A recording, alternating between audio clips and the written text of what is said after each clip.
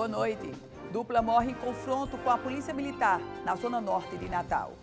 Os homens estariam praticando assaltos na região. Outros 3 ficaram feridos na ocorrência. E você vai ver ainda. O Brasil teve, em 2017, o maior número de assassinatos em uma década. Foram mais de 60 mil. Dados do mapa da violência também mostram um aumento no número de feminicídios. E o Rio Grande do Norte voltou a ter destaque negativo. A minha entrevista hoje aqui no estúdio é com o Capitão Fonseca, do Corpo de Bombeiros. A gente vai falar sobre a fiscalização no comércio de fogos de artifício em Natal.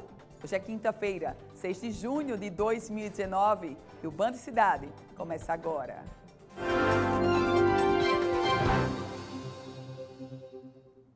A quinta-feira foi de susto durante uma troca de tiros na zona norte de Natal. 2 homens foram mortos e 3 ficaram feridos durante um confronto com a polícia na região. O grupo estaria praticando assaltos naquela localidade. Os 5 suspeitos foram socorridos para o Hospital Valfredo Gurgel. 2 deles já chegaram sem vida ao hospital. O grupo entrou em confronto com policiais da Força Tática por volta das 11 horas da manhã. Por pouco, o policial que dirigia a viatura não foi baleado. Um dos tiros atingiu o para-brisas do carro. Nossas viaturas da Polícia Militar foram acionadas e nós fizemos um acompanhamento tático a esses bandidos. E nesse acompanhamento tático determinamos que parassem e de forma incontinente eles atentaram contra a integridade dos policiais militares da Força Tática do 4º Batalhão. Em decorrência disso, a Polícia Militar revidou. Houve o confronto armado e houve 2 neutralizações de bandidos. 2 bandidos morreram, neutralizados pela força pública. O grupo, que estava num carro roubado, vinha realizando assaltos por onde passava, de acordo com a polícia. Na Avenida Moema Tinoco, na Zona Norte, os 5 homens foram interceptados pela equipe da Força Tática e tentaram fugir. Durante a perseguição, os bandidos passaram a jogar pela janela do carro os produtos dos roubos. 2 armas, segundo a polícia, também teriam sido arremessadas para fora do veículo. Com os suspeitos, a polícia encontrou vários tipos de bebidas, sapatos de mulher, mais de R$500 em dinheiro e uma arma de fabricação caseira. São elementos de extrema periculosidade, são elementos contumazes em fazer práticas delitivas, já tem vasta passagem pela polícia em processos criminais. Então eles estão aqui conosco, nós estamos custodiando ele, justamente para que a gente faça, no momento oportuno, a apresentação à autoridade de polícia judiciária, enfim, e que eles fiquem presos. E a gente continua ainda no foco policial. Isso porque a polícia de Portugal apreendeu mais de 1 tonelada de cocaína a bordo de um barco de pesca que saiu de Natal, segundo informações da Receita Federal. 7 brasileiros que estavam na embarcação foram presos. A apreensão aconteceu entre Cabo Verde e os Açores no último final de semana e só hoje foi divulgada pelas autoridades estrangeiras. Ainda de acordo com a Receita Federal, é desconhecido se a droga foi embarcada na costa de Natal ou em alto mar. As investigações são de responsabilidade da polícia portuguesa. As informações que chegam agora de Portugal, elas denotam para um novo braço de investigação internacional que vai ocorrer sobre o tráfico de drogas que acontece a partir de Natal. Seja que a droga tenha sido embarcada em alto mar, mas a informação extremamente relevante é que o barco partiu da capital potiguar. E esse fato vem a somar as mais de 10 toneladas de cocaína que foram apreendidas ou no porto de Natal ou no porto da Holanda, mais droga que saiu sim do estado potiguar. Há diversos questionamentos a serem feitos, sobretudo de onde essa droga vem. Claro que em Natal não está sendo produzido cocaína. Essa droga está entrando em algum país de divisa do Brasil, chega a Natal e de Natal parte para a Europa, onde ela é comercializada a varejo. As investigações da Polícia Federal do Brasil e da União Europeia, elas estão em curso. E fatos como esse, agora partindo de um pequeno barco, chegando aos Açores, fatos como esse só somam e trazem mais subsídios para novas frentes dessa grande investigação que vem combater, e é necessário que sim, o tráfico internacional de drogas. Número trágico de uma guerra não declarada no Brasil. O país teve em 2017 o maior número de assassinatos em uma década. Foram mais de 65 mil. Dados do Mapas da Violência também mostram um aumento no número de feminicídios. Você acompanha agora essa estatística muito triste. Entre os estados com as menores taxas de mortes violentas em 2017, a maioria está nas regiões Sul, Sudeste e Centro-Oeste. São Paulo foi o que teve o menor índice, 10,3 mortes por 100 mil habitantes. Na outra ponta está o Rio Grande do Norte, onde houve 6 vezes mais mortes. Outros estados das regiões Norte e Nordeste também tiveram índices altos, puxando o número nacional. Em todo o país, foram mais de 65 mil homicídios, a maior estatística desde 2007.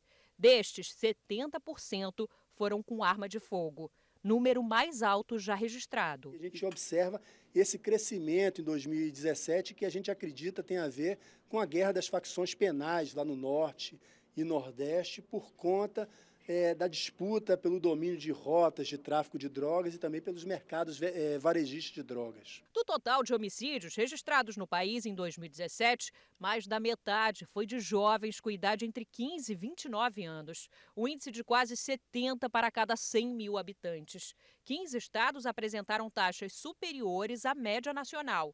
Destaque negativo para o Rio Grande do Norte, Ceará e Pernambuco. Nessa faixa etária, a maioria era homem. A pesquisa mostrou ainda um aumento nacional nos casos de mortes de mulheres entre 2007 e 2017. Foram quase 5 mil assassinatos em 2017, média de 13 por dia. Mas os dados mostram que o tipo de violência que as atinge é diferente. Enquanto 70% dos homens são mortos nas ruas, aproximadamente 40% das mulheres são assassinadas em casa, em geral por alguém próximo, um companheiro ou familiar. A violência contra a mulher tem esse aspecto aí da violência motivada por questões de gênero, por questões íntimas, né? A gente vê uma dinâmica diferente, uma diminuição nos homicídios de mulheres fora de casa e um aumento acentuado dos homicídios de mulheres dentro de casa e ainda por arma de fogo. Como os dados são de 2017, os pesquisadores seguiram acompanhando os números e constataram que desde então houve uma redução de cerca de 10% nas mortes violentas no país. A notícia é boa, mas ainda encarada com desconfiança pelos analistas. Segundo a diretora do Fórum Nacional de Segurança, que participou do estudo com o IPEA, a queda foi provocada principalmente pela diminuição dos conflitos das facções criminosas nas regiões Norte e Nordeste de 2017 para cá. É um equilíbrio super instável, primeiro porque a gente está falando de um mercado criminoso, que não é regulado pelo Estado, né? Então isso depende dos acordos das facções que elas estabelecem. O que a gente pensa como resposta pública diante de um crime? Prende. Não, mas elas já estão presas. Então, o que a gente vai fazer com isso? O que é que a gente vai fazer com isso? Uma pergunta que traz uma grande reflexão. Isso porque eles estão presos e a violência surge de dentro para fora. Isso porque os que estão soltos, bandidos, trazem violência de fora para dentro. E a guerra de facção faz como vítima também o cidadão. Em todo esse contexto nacional, que já é de dramaticidade, no caso específico do Rio Grande do Norte, a situação é ainda mais complicada. Você acabou de ver. Nós lideramos o ranking de homicídios, envolvendo jovens, e o Rio Grande do Norte ainda tem destaque no caso da segmentação do feminicídio. São números de 2017, fechados, o Atlas da Violência fechou o número de 2017, mas se você disser em 2019 qual é a situação, os números de 2019 mostram, divulgados pelo governo do estado, que estão reduzindo. Mas isso não quer dizer que a violência e a insegurança está longe. Pelo contrário, convive e vive e assombra e tensiona e dá medo a todo cidadão potiguar. Agora é o gestor agir com mais rigidez e eficiência. O Unicef realiza esta semana em Natal uma série de atividades voltadas para a prevenção da violência contra criança e adolescentes nos municípios potiguares. Você vai conhecer como? Sala cheia. A aula foi sobre prevenção da violência contra crianças e adolescentes para 156 municípios potiguares que querem conquistar o selo Unicef. O Rio Grande do Norte está acima da média nacional em relação ao número de homicídios envolvendo crianças e adolescentes. A gente tem aqui no Rio Grande do Norte dados do Ministério da Saúde, do SIM, 2016, indicam que para cada grupo de 100 mil pessoas, 64 adolescentes foram assassinados. de 10 a 19 anos, quando a média nacional, na mesma época, foi de 34. Então, esse é um dado, claro que a gente sabe que a violência está aí, está em todo canto, mas que chama a atenção e, inclusive, está sendo objeto, né, dessa capacitação. O tema dessa capacitação é proteção de adolescentes. Reduzir esses números está entre as condições para os municípios conquistarem o selo. Ao todo, são avaliados 12 indicadores sociais voltados para crianças e adolescentes. Em Veracruz, foram implementadas políticas de assistência social que não existiam, segundo a secretária, e que garantiram 4 selos do Unicef ao município. A metodologia do selo faz com que o município faça um trabalho, um planejamento intersetorial, e isso é muito bacana, né, para organizar as políticas, né, não só da assistência social, mas saúde e educação. Então, o Unicef dá esse caminho, esse roteiro para a gente ir buscando a garantia do direito da criança e do adolescente. As capacitações do Unicef em Natal terminam na sexta-feira. Esta é a 4ª edição do selo, realizada no Rio Grande do Norte. O município que consegue avançar nos indicadores sociais, reverter os dados menos favoráveis em relação às crianças e adolescentes, ele recebe uma certificação, que é uma certificação internacional, que diz que o município investiu e atuou e promoveu garantia de direitos de crianças e adolescentes. E a gente vai conferir agora a previsão do tempo para amanhã, sexta-feira, 7 de junho. Em Natal, o dia será de sol, entre nuvens, mínima de 23 graus e a máxima de 32 graus. Em Upanema, o dia fica ensolarado, a mínima é de 23 graus e a máxima por lá vai aos 35 graus.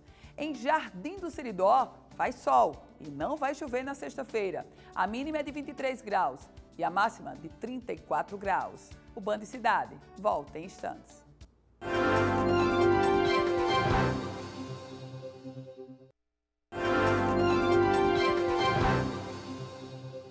A informação de que a Secretaria Estadual de Saúde Pública pretende desativar o Hospital Rui Pereira dos Santos até o final do mês de agosto gerou críticas de entidades como a Sociedade Brasileira de Angiologia e Cirurgia Vascular e do Sindicato dos Trabalhadores em Saúde no estado do Rio Grande do Norte. Ambas emitiram notas de repúdio e demonstraram total preocupação com a iminência do fechamento da unidade hospitalar que funciona no antigo prédio do Itorne, no bairro de Petrópolis, e é tida como referência no tratamento e na realização de cirurgias vasculares dentro da rede pública estadual de saúde do estado do Potiguar.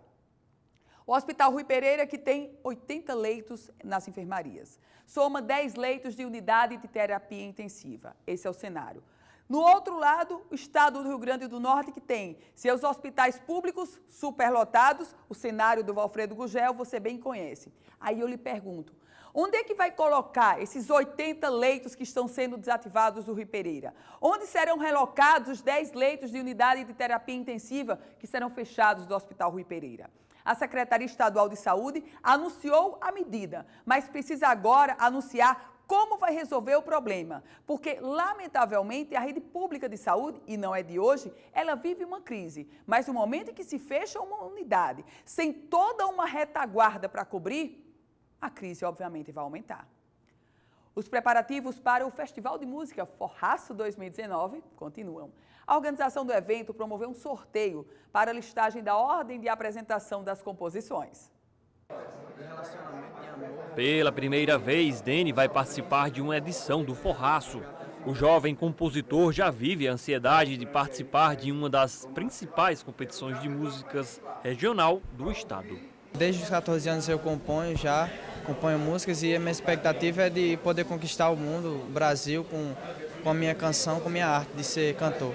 Dene e outros participantes da edição 2019 do Forraço acompanharam o sorteio para a ordem de apresentação das composições na Escola de Música da UFRN, com a presença da organização do evento. O sorteio garante que ninguém, a democracia da coisa, né? Porque às vezes, por exemplo, a gente sorteia uma pessoa para se apresentar em primeiro lugar, a primeira música da noite, o cara não acha ruim por algum motivo, aí às vezes ele vai e troca com outros. Para o diretor musical do Forraço, esse ano há uma mescla de compositores novatos e os mais experientes. Mostra a quantidade, né, sempre crescente de talentos musicais do nosso estado. Galvão Filho teve a composição eleita a melhor na edição 2018 do Forraço.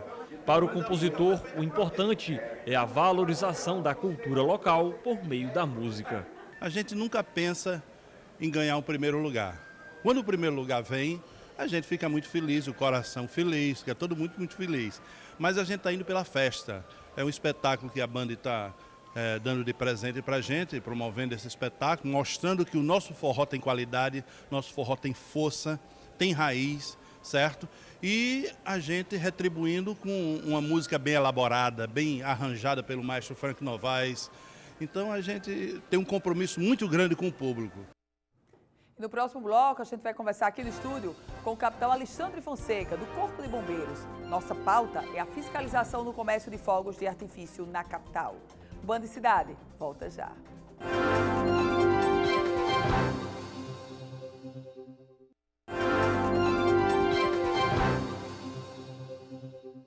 De volta com o Band Cidade. E agora é hora de entrevista. Eu recebo aqui no estúdio o capitão Alexandre Fonseca, chefe de vistoria do Corpo de Bombeiros. A gente fala sobre a fiscalização do comércio de fogos de artifício na capital potiguar. Capitão, boa noite, seja muito bem-vindo. Boa noite, Ana Ruth. Capitão, festejos juninos começando e, obviamente, uma atenção maior do Corpo de Bombeiros nessa fiscalização. Como é que está sendo o trabalho? Nesse mês de junho é comum a instalação de barracas de venda de fogos de artifício nos canteiros da cidade. Essas barracas têm a obrigação de se regularizar tanto no Corpo de Bombeiros como na Prefeitura. O Corpo de Bombeiros ele segue uma portaria emitida pela Secretaria de Segurança Pública, que é a portaria 162 do ano de 2003.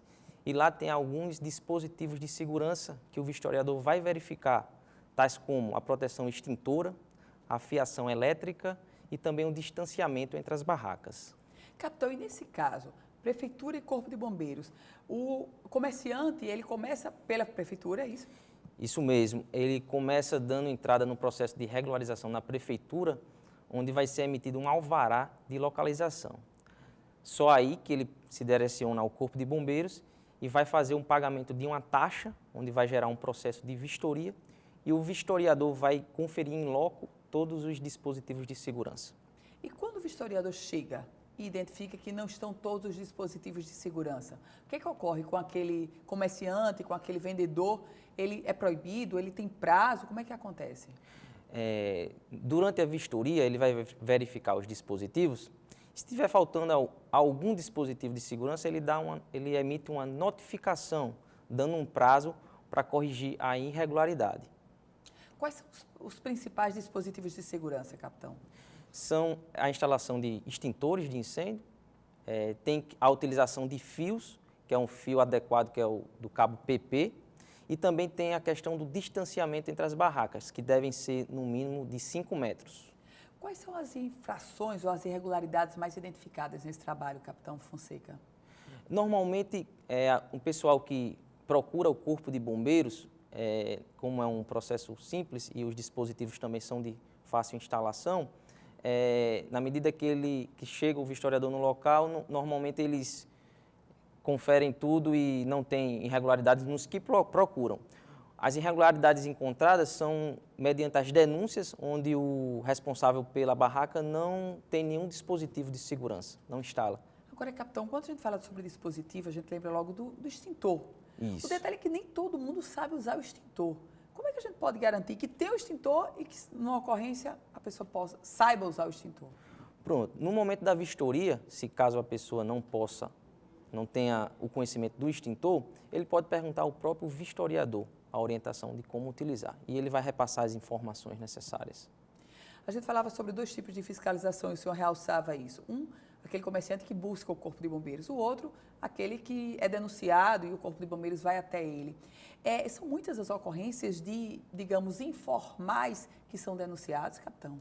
Não. O ano passado e esse ano a gente não teve denúncias de estabelecimentos com revenda ilegal de fogos de artifício. A gente não teve as denúncias.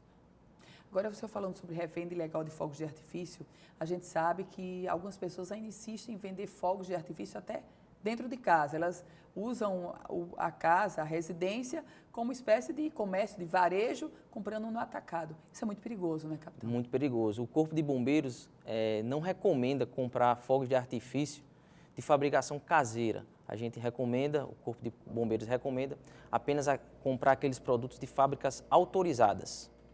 E nesse contexto das fábricas autorizadas, as lojas, a gente falava dos ambulantes, mas as lojas que comercializam, sobretudo no bairro do Alecrim, elas também são vistoriadas, capitão?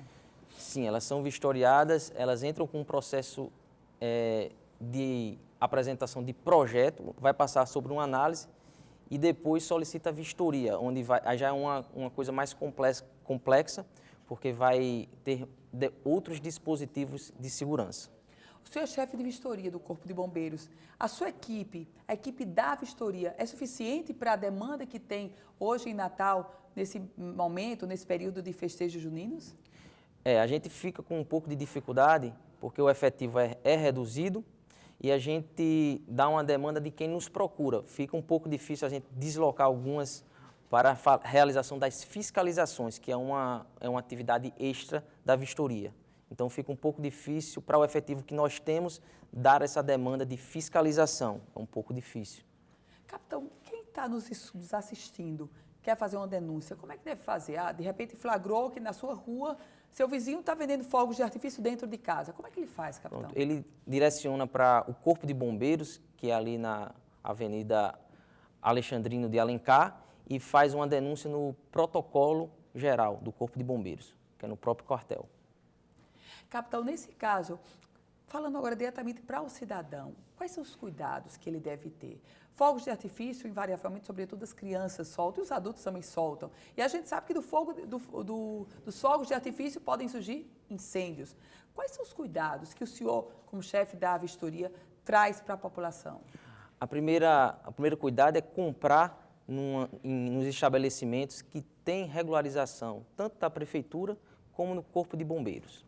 Também verificar as instruções de uso que tem na própria embalagem do produto. E se um produto, quando você for utilizar, vir a falhar, nunca tentar reutilizá-lo. Sempre molhar e descartar esse produto. Nos casos das crianças, sempre acompanhada dos pais ou responsável.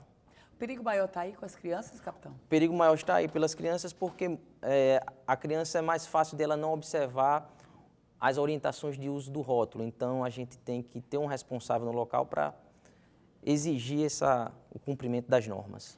E a fogueira, capitão? A fogueira normalmente Santo Antônio, São João e São Pedro. Mas a fogueira em si, ela também pode causar incêndio a partir de um ato ou de uma falta de atenção, capitão? Sim, as fogueiras também são muito perigosas porque normalmente são feitas abaixo da fiação elétrica que a gente está falando. Isso já é a recomendação que o senhor está trazendo. Então, não é interessante fazer fogueiras de altura nenhuma, porque já pode danificar a fiação elétrica da COSERN. Então, não é recomendado fazer fogueira. E fogos? Quais são os fogos que exigem um cuidado maior no manuseio, capitão? Os fogos eles se classificam pela quantidade de pólvora. Então, nós temos fogos de classificação A, B, C e D. Os mais simples de serem utilizados são o A e o B, que são os recomendados para crianças e adolescentes. Então, A e B. A e B. No próprio rótulo do produto tem a classificação, que a fábrica tem a obrigação de colocar no rótulo do produto. No caso, por exemplo, se alguém vai comprar os fogos de artifício e não tem essa classificação, esse produto em si já está ilegal? Já está ilegal. Tem que ter a classificação do produto, para saber se a gente pode disponibilizar até mesmo para as crianças, que elas só podem utilizar o A e o B. Capitão Alexandre Fonseca, coordenador de vistoria do Corpo de Bombeiros, chefe de vistoria do Corpo de Bombeiros. Muito obrigada, capitão, e bom trabalho nessa época junina. Obrigado, Ana Ruth, pela oportunidade. Acredito que tem mais atividade nesse período, né, capitão? Sim. Muito obrigada, bom trabalho. Obrigado também. E o Band Cidade vai ficando por aqui. Lembre-se que todas as informações da política você acessa no politicaemfoco.com, um site especializado na política do Rio Grande do Norte e do Brasil. Se eu acompanhei agora é o Jornal da Band e a gente volta a se encontrar amanhã, 18h50, aqui na tela da Band. Até lá.